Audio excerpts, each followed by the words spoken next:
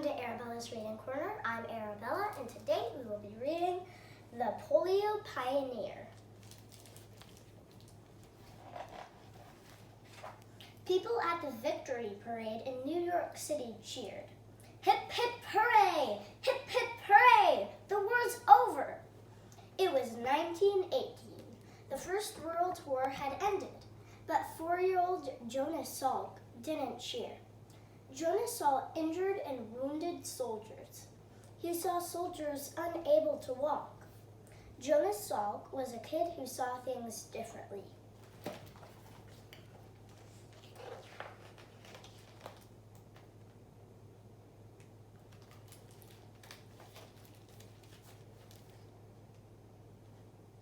While friends played games, Jonas read and read. But when they needed a referee, they asked Jonas for help. He knew the rules and applied them fairly.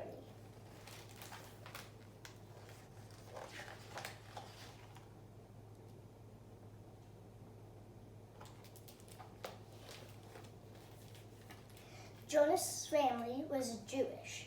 They fled Russia and Lithuania to escape religious persecution. They came to America seeking safer, better lives.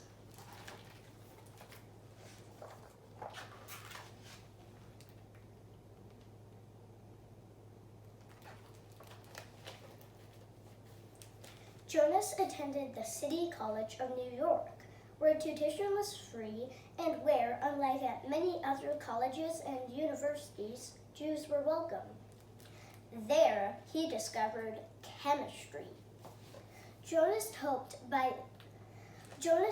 that by understanding science, he could make medicines that would help people.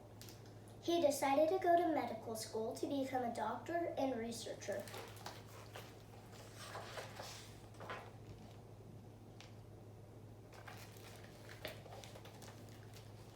After medical school, Dr. Jonas Salk worked with his teacher and friend, Dr. Thomas Francis. They were seeking a medicine to protect people from influenza, the flu virus, which in 1918 killed millions of people around the world. Substances known as vaccines had already been made to help protect people against other diseases. Dr. Salk and Dr. Francis had an idea. What if a person was given some flu virus that was killed by chemicals so it could not cause disease?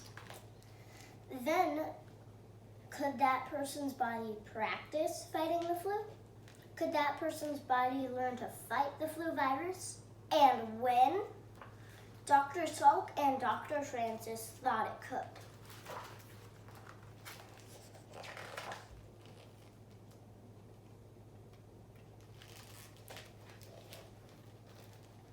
They studied different types of influenza viruses.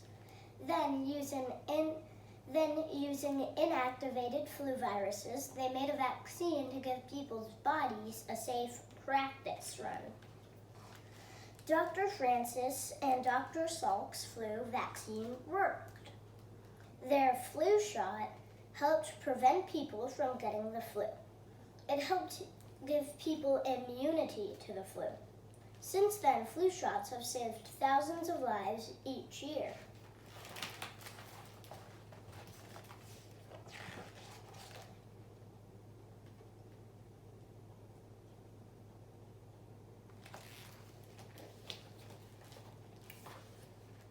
But another disease was also raging, polio. Throughout America, polio paralyzed or killed thousands of people each year, including many babies and small children. No one could be sure they were safe from the disease. Not even future U.S. President Franklin Delano Roosevelt.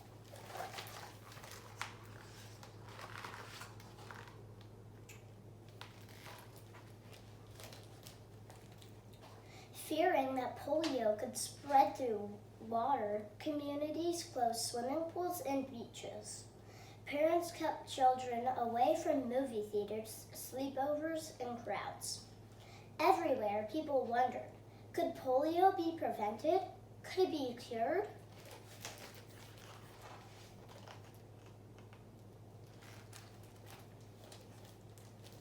Dr. Salk and his team studied different types of polio viruses.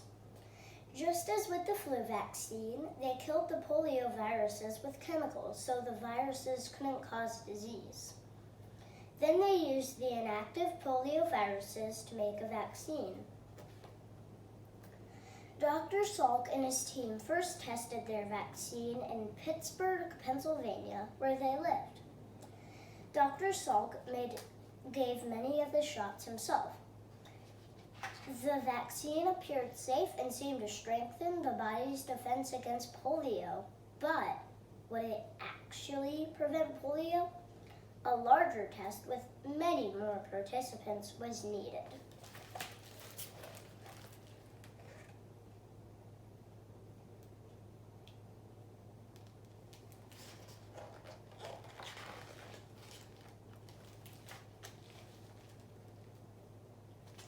Dr. Francis joined in to oversee the larger test.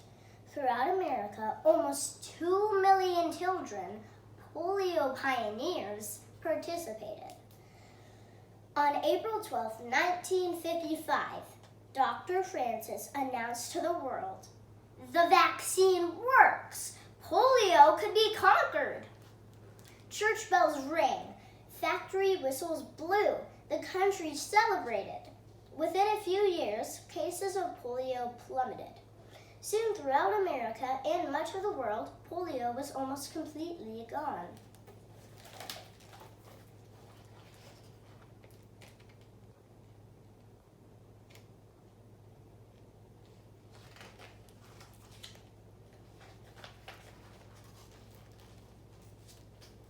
But more research and work on other diseases was needed. Dr. Salk wanted to make sure all the people around the world received vaccinations and stayed healthy. So Dr. Salk kept working, thinking, and dreaming. And on a bluff overlooking the Pacific Ocean, Dr. Salk established the Salk Institute for Biological Studies.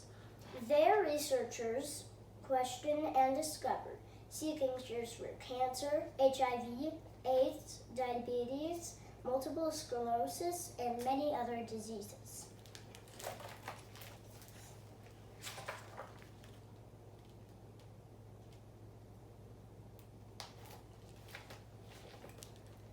Jonas Salk was a kid who saw things differently, a kid who wanted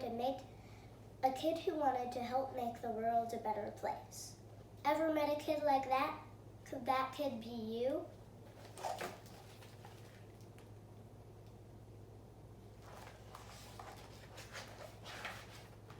I hope you enjoyed this book.